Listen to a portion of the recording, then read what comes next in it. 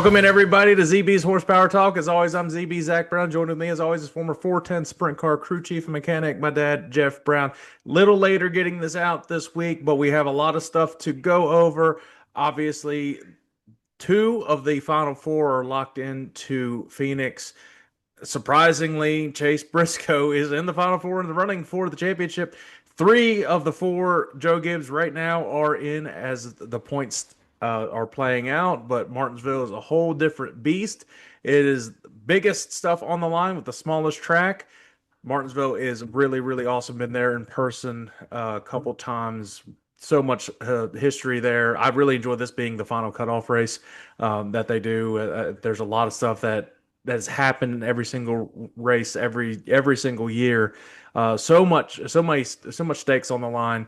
Um, and it comes down to if there's going to be a new winner, that really will shake up the standings because basically the last four have to get a win to get in. And then you have Christopher Bell versus Kyle Larson, basically the matchup this week. That's what whoever wins between those two will advance. Well, I think Larson actually has to get two spots ahead of Bell because Bell has more. I think he He has. has, I he think has one. He's 1 point ahead.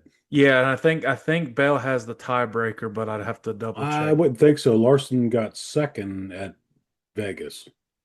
Is that how they do the tiebreakers? They go the best finish Oh, the of most recent track. the current round. Oh, okay. I thought it was just like most wins. Yeah, Okay, so if Larson gets one more spot, so if Larson beats, basically it's Larson versus Bell, then that even makes it any better. So, that's if one of the other four that are currently out of the well, top but win.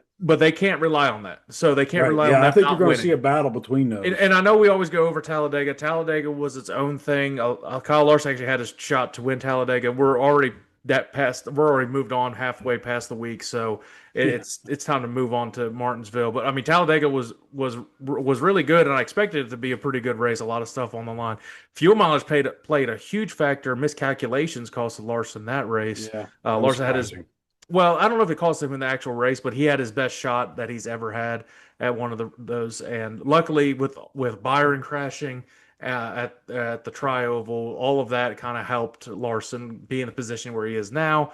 And of course, Seabell, he just had another consistent race. He just looks for another consistent race. Martinsville has been his Achilles heel on these cutoff races, though. I think it was last year or the year before. He had that penalty at the end, which got him deducted points and took him out of the playoff running to go to the Final Four. So, and Phoenix has been his Achilles heel randomly too. I don't know why. That, but two of the possibly three of the Final Four are going to be Joe Gibbs. I mean, first of all, for that organization to do that, that is an incredible feat. But it also gives them such an advantage going into Phoenix, and then it's like that one team is kind of on their own to try to figure it out. No matter who makes it, all hands are going to be on deck for that race when we talk about Phoenix. Um, yeah, but Martinsville's it's sure going to have a lot of storylines in this one. Yeah, short track, tempers are going to flare, cars are going to get rubbed. Yeah, I do think Joe Gibbs puts all their effort into Christopher Bell this week to try to, like you said, you can't rely on, you gotta create your own result, not rely on somebody else and have to worry about that. So I think they put all the effort into Christopher Bell. Now Hendricks got three, two are must win, and then Larson. So I don't think you see them put all the effort into one car like Joe Gibbs is going to. It's going to be interesting. Yeah, and and at least they in the past it's been I think the 48 and the 9 car have been in the same garage, and I think 24 and 5 Yeah. in like their own in actual Hendrix thing, but they're all going to be they all Hendrick's they, generally good in all cars yeah, there. yeah, Hendrick knows how to get around Martinsville. Uh, Surprisingly, Larson's probably it has been the slowest of the four in the recent races at Martinsville. They've of course done the Martinsville race. I was there when they all had the ruby color cars, and Larson led a lot of that race. but of course he didn't end up winning. I believe that was Chase Elliott, I believe, that won that one. So or either Chase Elliott or William Byron, I know it was one of the two. But they finished all in the top five. I think it was incredible. Um, but now these forwards, you've got Ryan Blaney in a must win, and this is a really good track for him. Joey Logano, I don't think Joey Logano wins this race. I'm just gonna kind of throw that out there. Never count him out, but I don't think he wins this race. I I honestly don't. don't. Yeah, I'd agree with that.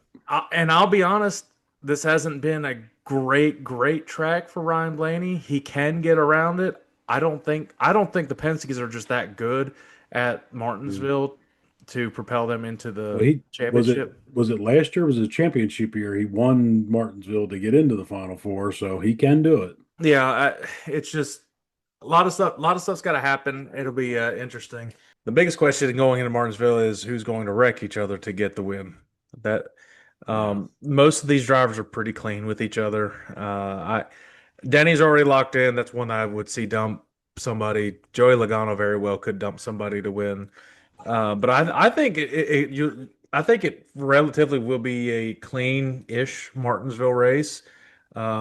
It's all about qualifying. That's going to be the first thing to get that pit stall that you need. The thing that was interesting last week, and I called it the tail end of it for the truck race. The results of that truck race is what determines the pit road selection this week. Yeah.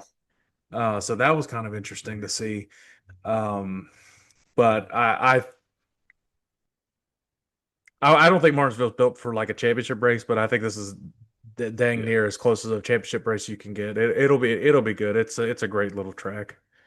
The only ones I can see out of the championship eight now that would rough each other up is if Larson and Bell, if neither one of them are going to win and one of the other ones are going to, and they're running nose to tail coming down the last lap or two, you're going to see a bumper get put to Well, somebody. I think regardless, you have to just go in the mindset when both of them, you have to beat one or the other. Like Yeah, just go in you that got to mindset. get stage points, Yeah. the whole deal. So flipping The, the stage is probably yeah. not going to work this And week. the as long as they just don't have issues, that's Yeah, also that also falls into if you, as long as you don't have any issues, then it comes down to who can beat each other. At that point, if they're both still good on points, say one of them's leading, then the other one can kind of just coast because yeah. they're both 30 spots to the good on something. So if they have good first two stages, they could almost lock themselves into the championship just on points, anyways, as long as there's not another Well, winner. one of them could lock themselves in. Well, no, no, I'm like Yeah. in points wise, like as long as there's not another winner, they would be comfortable and they could end up, let's say, crashing at the end, and they would be safe as long as there's not another winner. That's kind of what I'm saying. Yeah. But it'll be interesting. Excited. We're gonna get into our NASCAR fantasy, and then there's a lot of in a second. And there's a lot of news to go over. Quick thing I wanted to do part of our NASCAR segment. I saw something similar to this in other sports podcasts. Not no one really does this for racing. I have a list of seven drivers, seven current drivers, and I want you to determine. And even we could discuss it too. But are these current NASCAR drivers Hall of Famers right now? So starting off with an easy one, you and I could both agree on this one. Denny Hamlin. Absolutely. 100%. Mark Martin's in with no championship. Regardless if Denny has a championship or not, he's top 10 in the win list. 60 win. 100%. Yeah. No, got him. 100% he's in it. Ryan Blaney. Champion. Yeah, I think he goes in. I think Maybe I think not so. a first ballot. You know, if it ended right now, Yeah, maybe not. But yeah, NASCAR champion, you got to. Larson. Yep, same thing. Got a Yeah. championship. And Larson actually has more wins than Ryan Blaney, so I think Yeah. Larson's a definite lock. Um, Chase Elliott. Yeah. There again, still got one championship. Championship, and he's been the most popular. Junior got in on his name. Chase Elliott would get in regardless of his name, Yeah, yeah. I mean, Chase and he's won also got a championship. championship. Yeah. All right, this is where it kind of gets tricky. William Byron. You know what? Xfinity champion though, and did he win the truck championship? I'm not sure he might have, but but he definitely won the Xfinity Championship. You know what? He I'd say definitely wouldn't be a first ballot. I'll say he's on his way. A Yeah. championship or a good amount more, like another 10 to 15 wins would solidify him to You go know, to he's it won the Daytona 500. twice. Yeah. Yeah, I think he goes in. No, I'm going to say not a first ballot. Christopher Bell. Right now, I don't I see it. I say no. I say he Yeah, hasn't I won. don't. He hasn't won really any big race. Hasn't won a. I don't think he's won a And don't crown. get me wrong, I like Christopher Bell. You No, know, and this is yeah, no, and this is just like what we think if they can get in right now. I don't think he can. He either has to win a championship, or again, he's got to win another probably another 15 to 20 races, or a couple crown jewels to solidify yeah, him in that yeah. You win conversation. Daytona, Indy. That starts getting that you get that discussion going. Yeah, And at this one, he's fallen off a little bit towards the end of his career. I mean, this is the second half of his career, of course, but Brad Keselowski. yeah. You know what? He's a champion. Bunch of super speedways. He he's won the Southern 500. He didn't win Indy, did he? I don't think so. But And I he's don't won think he's ever won the Daytona he's the 500. most has the most wins active on Talladega right now. Yeah. Um, But you know what? he's got a Former champion, champion, yeah, and he's also Xfinity champion. Yeah, I think Brad gets in. and I'm not saying there's then that's all the drivers I have. I'm not saying well, and also what he's also done for the sport too, how he's as an ownership perspective, how he's basically turned around Yeah. Roush Yeah, I didn't and even consider that. and I think that would be merit itself. and that does a lot of that made him more of that they're not a joke at the garage anymore. They're in the Yeah. conversation for having wins um, during each and every race. Really, I mean they're in Yeah. contention at least. Now I feel bad. The only one we say didn't go in is Christopher Bell. Well, we also said Byron. I don't think Byron right now is qualified to get it yet. I don't think he quite yet gets it. Um, like I said, if Seabell gets a championship or he wins a couple crown jewels and some more races, he's going to be a lock too. But I mean, you should look at this entire field. There's so many drivers that potentially will be in the Hall of Fame. Um, one that's making his first Final Four appearance is Chase Briscoe. That's one. If even if he wins the championship, I don't think that gets him enough to be a Hall of Famer at this level yet. I don't think immediately you get a Hall of Fame if you just win a championship. You've got to show a little bit more, show some more consistency for a couple of years, get some more wins, and then that would solidify him in the conversation too. Yeah, the thing with Chase Briscoe, what a difference the equipment makes. It does. He just didn't all of a sudden become a better driver, No, I mean, you we know. knew he was a good driver. I mean, Yeah, it he's just shown it I before. didn't expect him to do that well. And I think a lot of it is they've instilled a lot of confidence in him, and the Yeah. confidence goes a long way with drivers. So a lot of it was a mental thing, and just driving where it sounds like it was a really bad environment what SHR was, and going to Joe Gibbs. I mean, you could say what you want about the organization negatively, but you can't deny how successful they've been with all these young drivers that have gone in and become future champions, Hall of Famers, and all of that. So, Well, all the negativity with Joe Gibbs is just because they run Toyotas and you get well, the we diehard hate Chevy and Ford guys well that just we hate Washington, so that's why we don't like Joe. It's just because we're Eagles fans. But um, okay, well let's do our NASCAR fantasy lineup. This I got destroyed. I'm done. Season's over. It's over. Done. I gave it away. It was looking good until everybody crashed. It was the big one, I believe, in stage two. Everybody that I had gone. Just it didn't matter which one I swapped for the other, like Stenhouse, for Cinder. They both crashed. Everybody blew up. It was gone. Done. Over with. All right, fantasy's over. But we still have some good advice and stuff we could give you potentially. But it's also fun to see like where we are at. So standings are on the screen. Um, I'm flirting with last right now. So with you, yeah, I'm catching up a little bit. but the thing with fantasy this week, it's Do you risk using that last person? Do you wait till Phoenix? Do you think they'll make Phoenix? It's one of those it's risk reward right now. And I I'm mixing of both right now. It's kind of Yeah. difficult to look Well, at. last week I said I don't think Chase Briscoe makes the Final Four, so I used him for my last time last week. So Well, I won't have him for next week. yeah, but it worked out because he won at Talladega. Yeah. Um, well, since you are making such a good company, you've won like 4 of the last 5 weeks, which is insane. Yeah, So what's I'll give weird, you the I honor. won until they reset whatever at the end, and I don't know if they changed positions, but then I ended up second. I'll So give you the honor of going first. Thanks. So go ahead with your starting all right. lineup So heading in into my Martinsville. starters, so I got one. The first two are the last time I can use these. So I do not think these two guys are going to be in the Final Four. So I have William Byron, Chase Elliott. And the next two, I have two left. So I have Christopher Bell, Ryan Blaney. My fifth starter is Joey Logano. So all championship contenders. In my garage, I have Ross Chastain.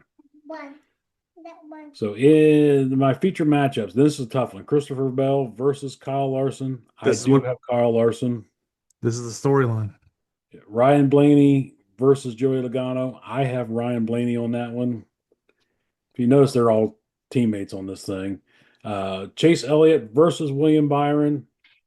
Hard to go against the 24 at Martinsville. I got William Byron. And Denny Hamlin versus Chase Briscoe.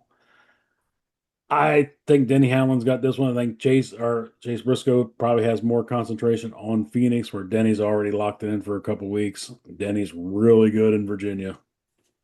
Well, you said they're all teammates, but Seabell and Larson are not teammates, Oh yeah, you're right. but everybody else is a Never mind. teammate. Point withdrawn.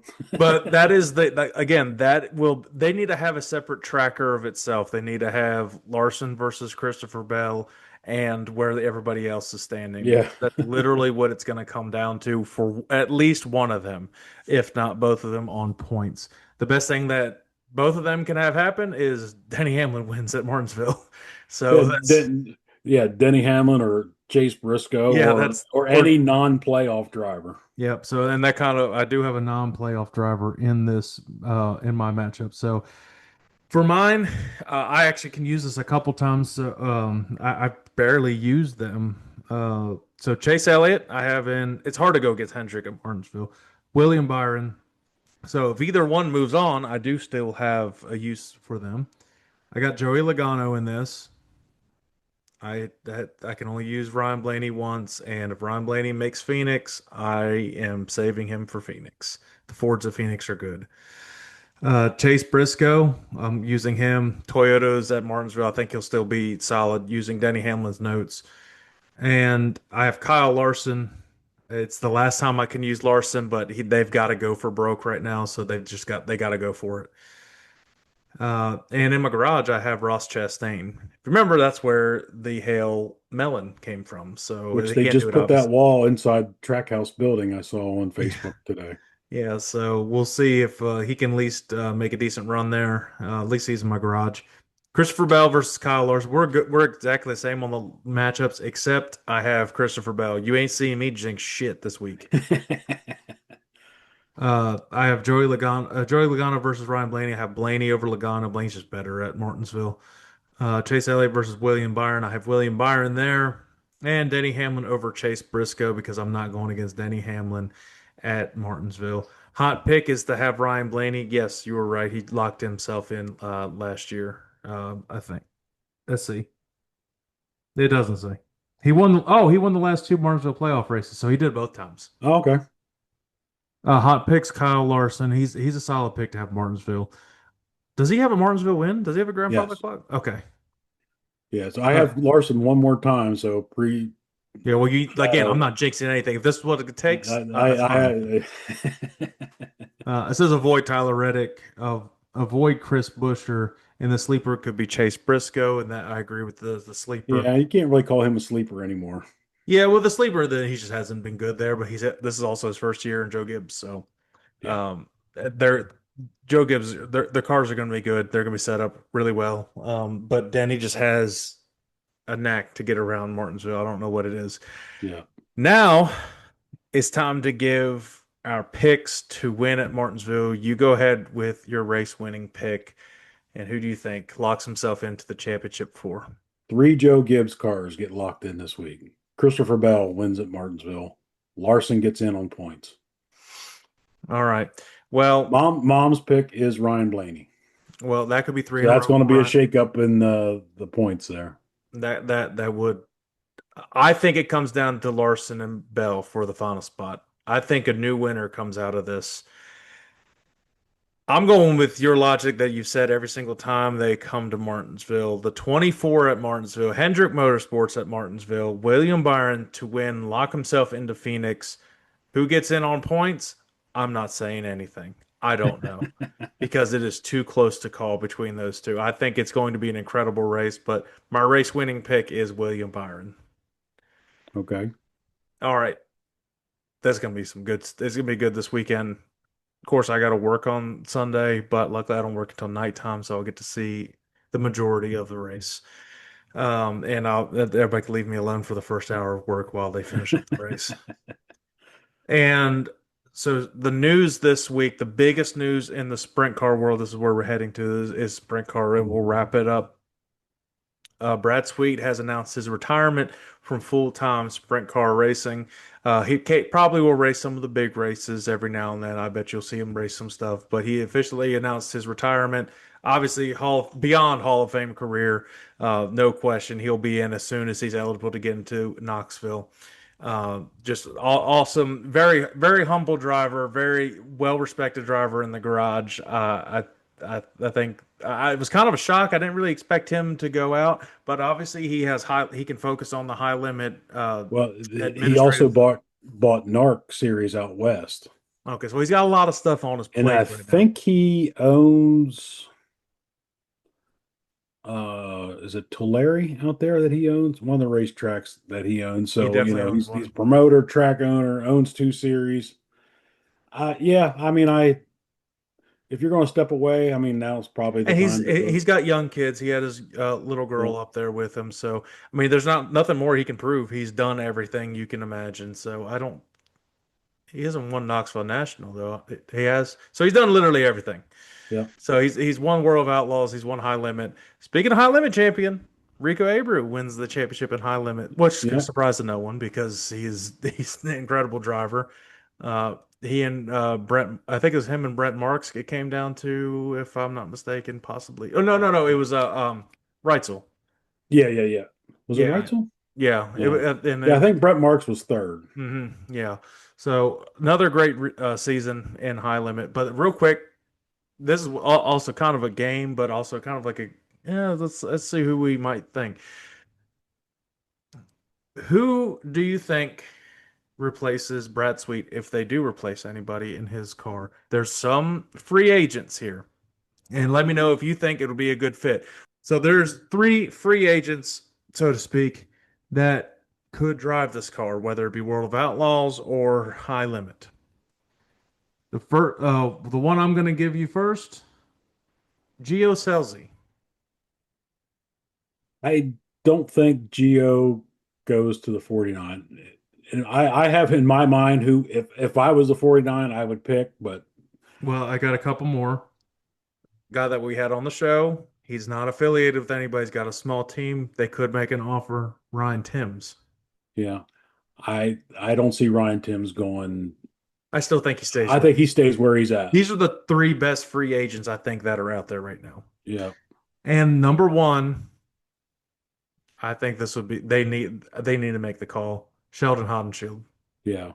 So if you didn't know, I don't know, a month or so ago, uh, well, right after they won the Williams Grove National Open, they fired the mechanic Ripper. Is it Ripper? I think his name is, and told Sheldon he won't be back. And since then, Sheldon has been on a tear.